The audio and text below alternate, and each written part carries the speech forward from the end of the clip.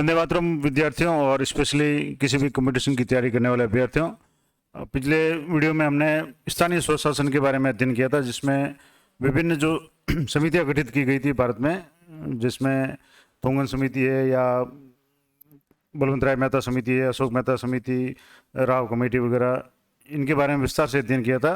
आज हम पंचायती राज संस्थाओं के बारे में अध्ययन करेंगे और इसमें किन किन टॉपिक का अध्ययन करेंगे मैं वो आपको बता देता हूँ। सबसे पहले तो पंचायतों के गठन और संरचना, constitution and composition of panchayat, पंचायतों में आरक्षण, रिजर्वेशन इन पंचायत, पंचायतों का कार्यकाल, ड्यूरेशन ऑफ पंचायत और सदस्यों के लिए अयोग्यताएं, डिस्क्वालिफिकेशंस फॉर मेंबरशिप, और पंचायतों की शक्तियाँ, प्राधिकार, powers and authorities of panchayat, राज्य वित्त आयोग, स्टेट फाइनेंस कमीशन, और राज्य निर्वाचन आयोग यानी स्टेट इलेक्शन कमीशन, इनके बारे में विस्तार से अध्ययन करेंगे। इनके क्या कार्य है, क्या इनका जो भी डिटेल है, इनके बारे में अध्ययन करेंगे। तो आइए शुरू करते हैं। सबसे जो पहला टॉपिक है वो है कि 73वां संविधान संशोधन अधिनियम।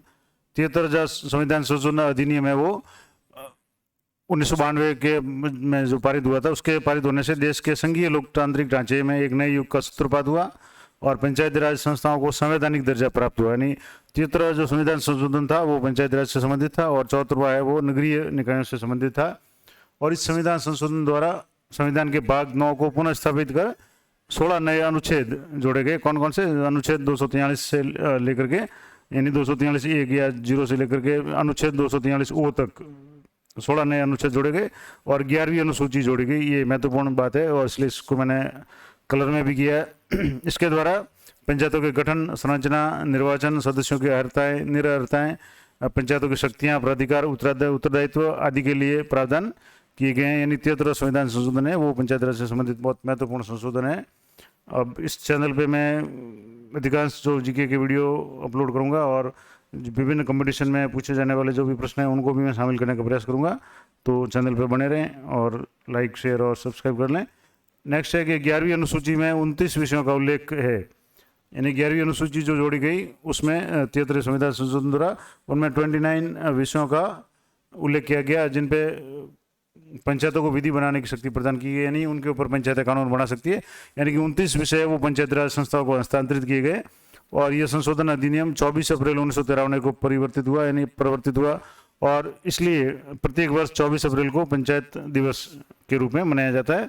और इस संशोधन अधिनियम का विपालन करने वाला प्रथम राज्य मध्य प्रदेश है और मध्य प्रदेश में 1994 में चुनाव आयोजित किए गए थे। इसी के आधार पे या 74वें संविधान संशोधन के बाद में पहली बार जिस राज्य में चुनाव हुए थे वो मध्य प्रदेश था और 24 अप्रैल आपको याद रखना है। इसके बाद में इस अधिनियम की जो मुख्य विशेषता ये है कि अन्य बातों के साथ साथ इसमें सभी स्तरों पर पंचायतों के नियमित चुनाव करवाने, अनुसूचित जातियों, अनुसूचित जनजातियों और महिलाओं के लिए सीटों का आरक्षण तथा स्थानीय निकायों की वित्तीय स्थिति को मजबूत बनाने के लिए उपायों सहित राज्य वित्त आयोग और राज्य निर्वाचन आयोग का प्रावधान किया गया है। और इस अधिनियम द्वारा स्थापित पंचायती राज का प्रधान लक्ष्य ग्रामवासियों में शक्ति का विकेंद्रीकरण कर उन्हें विकासमूलक प्रशासन में भागीदारी के योग्य बनाना और गांवों के सामाजिक और आर्थिक न्याय प्रदान करना है। ये इसका महत्वपूर्ण उद्देश्य था। और इस प्रकार भारत में पंचायती राज शक्तियों के विकेंद्रीकरण, प्रशासन में लोगों की हिस्सेदारी तथा सामुदायिक विकास के प्रतिनिधित्व करता है। यानी जो पंचायती राज संस्थान है वो विकेंद्रीकरण का प्रतीक है और लोगों की हिस्सेदारी और सामुदायिक विकास का प्रतिनिधित्व करता है। और ध्यातव्य है कि अनुच्छेद 40, जैसे कि नीति निर्देशक तत्व आपने पढ़े होंगे, तो उसमें अनुच्छेद 40 के तहत ये प्रावधान किया गया है कि राज्य ग्राम पंचायतों के गठन के लिए कदम उठाएगा और उन्हें स्वायत्त शासन की इकाई के रूप में कार्य करने के योग्य बनाने के लिए आवश्यक शक्तियों और अधिकार प्रदान करेगा। तो ये नीति निर्देशक तत्व में भी उल्लेख है। और इस अधिनियम के प्रमुख प्रावधान अधोलिखित है। निम्न प्रावधान है 73वें संविधान संशोधन के क्या क्या महत्वपूर्ण प्रावधान है वो एक एक करके अपन डिटेल में देखेंगे। पहला है ग्राम सभा, जिसकी मतलब आप अगर ग्रामीण क्षेत्र में रहते हो तो आप पहली बात इससे परिचित होंगे। इस अधिनियम द्वारा ग्राम सभा को संवैधानिक दर्जा दिया गया। कौन सा अधिनियम? 73वां संविधान संशोधन। और किसी ग्राम की निर्वाचक नामावली में दर्ज नामों वाले व्यक्तियों को सामूहिक रूप से ग्राम सभा कहा जाता है। यानी ग्राम सभा में कौन आएंगे? ऐसे लोग जो 18 साल से ऊपर है और जिनका निर्वाचक नामावली यानी जो चुनाव की वोटर लिस्ट है उसमें जिनका नाम है, वो सारे मिलकर के ग्राम सभा का निर्माण करते हैं। और ग्राम सभा में एक या एक से अधिक गांव शामिल किए जा सकते हैं।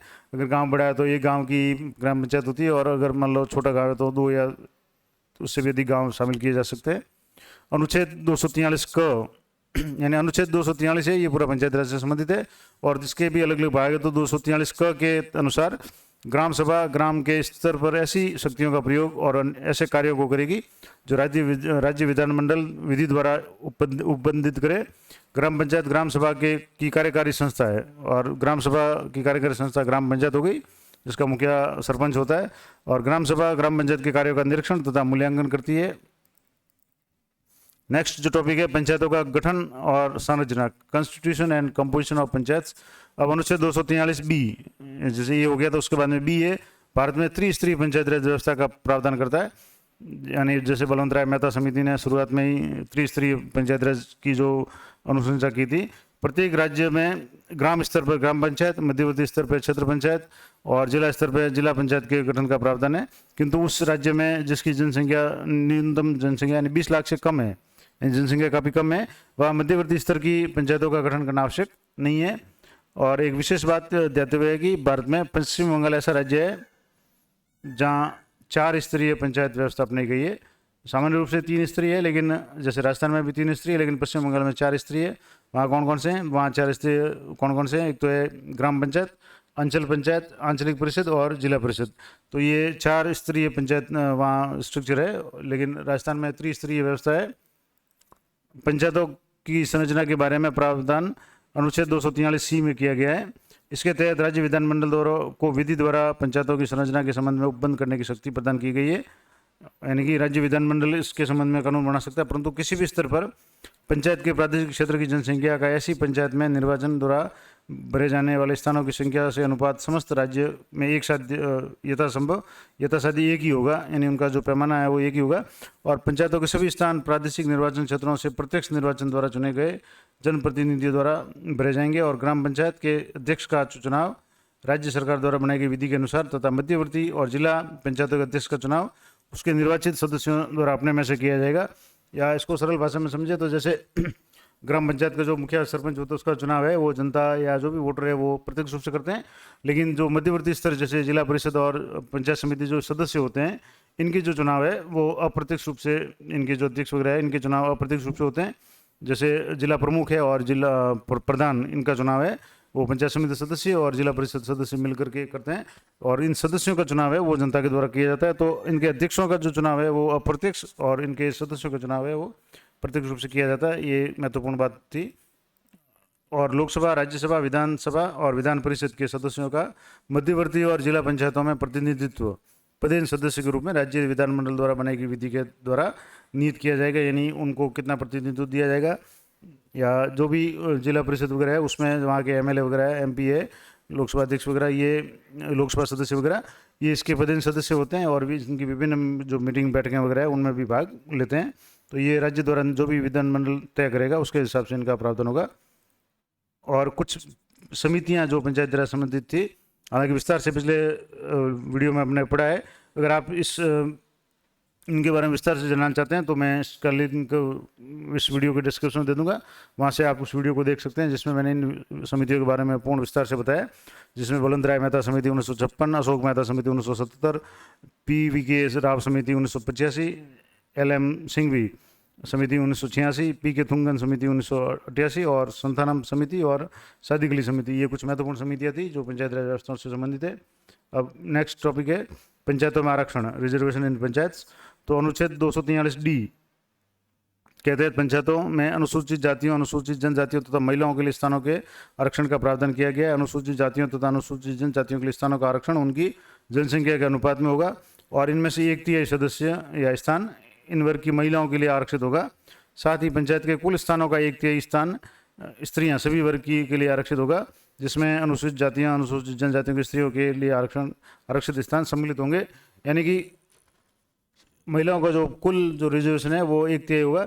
यानी किसी पंचायत में अगर मान लो 9 वार्ड पंच है तो उसमें से 1/3 का मतलब हो गया 3 वार्ड पंच है वो महिलाएं होंगी। फिर उसमें भी अगर SC के 3 वार्ड पंच है तो उसमें से 1/3 का मतलब हो गया 1 जो वार्ड पंच है वो महिला होगी, SC की महिला होगी। लेकिन यानी कि कैटेगरी के अंदर SC में भी महिलाओं को 1/3 है और टोटल जितने भी सीटें हैं उनमें भी महिलाओं का जो आरक्षण है वो 1/3 होगा। तो इस तरीके से ये महिलाओं के लिए 1/3 स्थान रिजर्व रखे गए हैं। और पंचायत में आरक्षित स्थानों को चक्रानुक्रम यानी बाई रोटेशन आवंटित किया जा सकता है। यानी किसी पंचायत में जैसे सरपंच या वार्ड पंचों का जो, या जैसे एक वार्ड का, 1 नंबर वार्ड का जो 1 साल में या 1 कार्यकाल में जनरल की सीट आ गई, तो अगले कार्यकाल में वो सीट एससी की आ सकती है, एसटी की आ सकती है, महिला की आ सकती है, पुरुष की आ सकती है। इस तरह से ये रोटेशन के द्वारा ये हर साल लॉटरी, हर 5 साल बाद में लॉटरी के अनुसार ये होता है। और सरपंचों की जो सीट है वो भी चक्र के अनुसार रोटेशन से आरक्षित की जाती है। और पंचायत अध्यक्ष के पदों के लिए भी समान रूप से लागू होगी, यानी पंचायत अध्यक्ष का मतलब हो गया सरपंच के चुनाव के लिए भी जो भी पंचायतें हैं वो आरक्षित की जाती है लॉटरी के द्वारा। और उल्लेखनीय है कि 83वें संविधान संशोधन अधिनियम 2000 द्वारा ये प्रावधान किया गया कि अनुसूचित जातियों के लिए आरक्षण संबंधी प्रावधान है अरुणाचल प्रदेश में लागू नहीं होंगे। और अरुणाचल प्रदेश में अनुसूचित जातियों का अस्तित्व नहीं होने के कारण ये प्रावधान किया गया है। अनुसूचित जातियों और अनुसूचित जनजातियों के लिए आरक्षण अनुच्छेद 334 में विनिर्दिष्ट अवधि तक प्रभावी रहेगा। और संविधान के 95वें संविधान संशोधन 2010 द्वारा ये अवधि 20 जनवरी 2020 तक नियत की गई थी। तो ये आरक्षण के संबंध में था पंचायती राज संस्थाओं में। और महिलाओं के आरक्षण की कोई सीमा निर्धारित नहीं की गई है।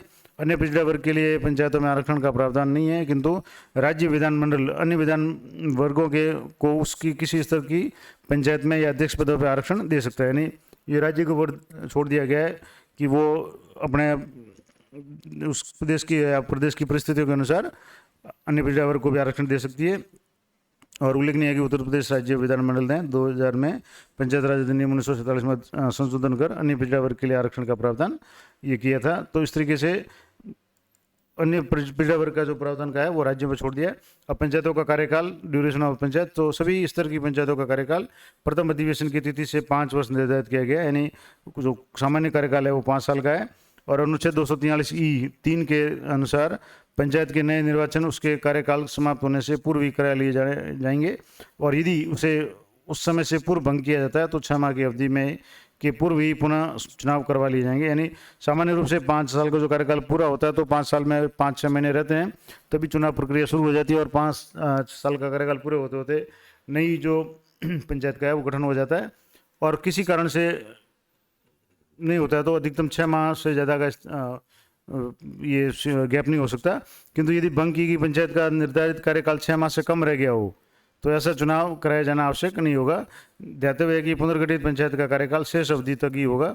अब इसको मैं एक थोड़ा सा आपको क्लियर कर दूं कि जैसे कि मान लो किसी पंचायत का कार्यकाल 5 साल का है और 4 साल और मान लो 2-3 महीने हो गए और किसी सरपंच की सीट खाली हो गई, चाहे अयोग्य घोषित कर दिया या किसी मृत्यु के बाद में या त्यागपत्र के बाद में, तो पीछे का कार्यकाल अगर मान लो 6 माह से अधिक है तो उसके लिए उपचुनाव करवाए जाएंगे। और उस नए चुने हुए सरपंच का कार्यकाल आगामी जो शेष कार्यकाल होगा 5 साल में जितना शेष रहा है 6 महीने 7 महीने वो होगा, न कि पूरे 5 साल का होगा, क्योंकि 5 साल का कार्यकाल नहीं होगा। जो शेष कार्यकाल है उसी समय अवधि तक रहेगा और 5 साल पूरे होने के बाद में पूरी पंचायत का है पुनः जो चुनाव होगा। तो इस तरीके से ये कुछ प्रावधान थे, मैंने बता दिया आपको। कार्यकाल के संबंध में सदस्यता के लिए अयोग्यताएं हैं, डिस्क्वालिफिकेशंस क्या क्या होंगी। यदि कोई सदस्य पंचायत राज का सदस्य निर्वाचित होने या सदस्य बने रहने के लिए अयोग्य होगा, कब होगा? यदि वो किसी प्रवर्तित विधि के अधीन संबंधित राज्य विधानमंडल के लिए निर्वाचित होने के लिए अयोग्य है और या 21 वर्ष की आयु से कम का है सदस्य, तो ये अयोग्य होगा।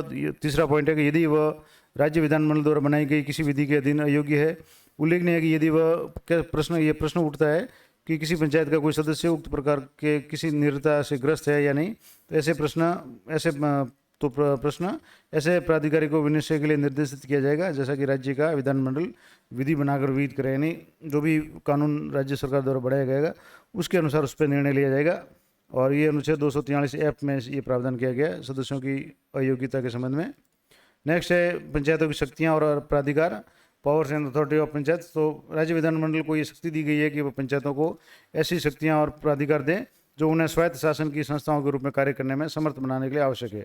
यानी शक्ति के बिना कोई भी कार्य संभव नहीं है। तो पंचायतों को भी कुछ शक्तियाँ दी गई है। और शक्तियाँ किस संबंध में हो सकती है? पहला है कि आर्थिक विकास और सामाजिक न्याय के लिए योजना तैयार करना। दूसरा है आर्थिक विकास और सामाजिक न्याय की स्कीमों को क्रियान्वित करना। तीसरा है कि 11वीं अनुसूची में सूचीबद्ध जो विषय है उनसे संबंधित कानून बनाना, यानी 29 जो विषय दिए गए हैं।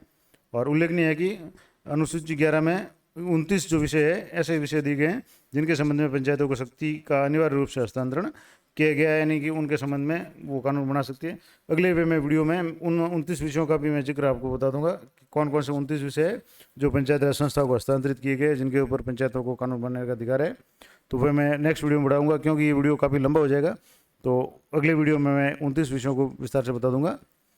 नेक्स्ट जो पॉइंट है कि राज्य वित्त आयोग, स्टेट फाइनेंस कमीशन, पंचायतों की वित्तीय स्थिति का पुनरावलोकन करने के लिए अनुच्छेद 243I, इम्पोर्टेंट अनुच्छेद है, अनुच्छेद 243I के तहत आई को अगर आप याद रखना चाहते तो आई का मतलब इनकम आई यानी इनकम यानी वित्त से संबंधित है, तो इसलिए आई याद रखने का एक ट्रिक है। तो इसको आई यानी इनकम से संबंधित करके वित्त से संबंधित याद कर लें कि 243I है वो वित्त आयोग से संबंधित है, और ये राज्यपाल है प्रत्येक 5 वर्ष पे एक वित्त आयोग का गठन करता है, और जो अधोलिखित विषयों के संबंध में राज्यपाल को अपनी सिफारिशें देता है। वित्त आयोग का कार्य क्या होगा, वो किन किन विषयों पर सिफारिश देगा। तो पहला तो है उन सिद्धांतों के बारे में जो राज्य द्वारा वसूले गए करों, शुल्कों, पथ करों या फीस के राज्य और पंचायतों के बीच वितरण को संबंधित है, या पंचायत द्वारा विनियोजित किए जा सकने वाले कर, शुल्क, पथ कर या फीस के अवधारण से संबंधित है, या राज्य की संचित नीति से पंचायतों के लिए सहायता अनुदान को शासित करते हैं इनके संबंध में, या पंचायतों की वित्तीय स्थिति में सुधार के लिए अपेक्षित उपायों के बारे में, या किसी अन्य विषय में जो राज्यपाल द्वारा पंचायतों के ठोस वित्त पोषण के हित में आयोग को निर्दिष्ट किया जाए, इनके संबंध में जो भी कानून वगैरह है वो बनाने का काम है वो राज्य वित्त आयोग करता है।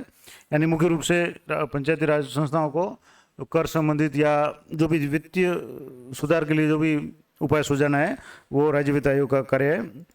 और राज्य का विधानमंडल विधि द्वारा वित्त आयोग की संरचना, सदस्यों की अयोग्यताएं और उनके चयन की रीति विहित का आयोग अपनी प्रक्रिया स्वयं अवधारित करेगा, और उसे अपने कर्तव्यों के पालन के लिए ऐसी शक्तियां प्राप्त होगी जो राज्य विधानमंडल विधि द्वारा उसे प्रदान करे। और राज्यपाल आयोग द्वारा की गई सिफारिश को या उसके बारे में की गई कार्यवाही का स्पष्टीकरण ज्ञापन यानी एक्सप्लेनेटरी मेमोरेंडम है राज्य विधानमंडल के समक्ष रखता है। यानी जो भी वित्त आयोग सिफारिशें पेश करता है वो राज्यपाल है वो राज्य विधानमंडल के सामने प्रस्तुत करता है। तो इस तरीके से ये वित्त आयोग था। अब है निर्वाचन आयोग, राज्य निर्वाचन आयोग, स्टेट इलेक्शन कमीशन, अनुच्छेद 243 के आई में वित्त आयोग था, के में जो निर्वाचन आयोग है। इसके तहत राज्य निर्वाचन आयोग के गठन का प्रावधान किया गया और उसे पंचायतों और नगर पालिकाओं के सभी निर्वाचनों के लिए निर्वाचक नामावली तैयार करने, निर्वाचक नामावली यानी कि सामान्य भाषा में जिसको वोटर लिस्ट कहते हैं, और निर्वाचनों का संचालन करने का अधीक्षण, निर्देशन और नियंत्रण की शक्ति प्रदान की गई है। यानी कि पंचायत राज के चुनाव है वो राज्य निर्वाचन आयोग करवाता है, और राज्य निर्वाचन आयोग को में एक निर्वाचन आयुक्त होता है जो राज्यपाल द्वारा नियुक्त किया जाता है, और ये वरिष्ठ सीनियर IAS लेवल का जो अधिकारी होता है।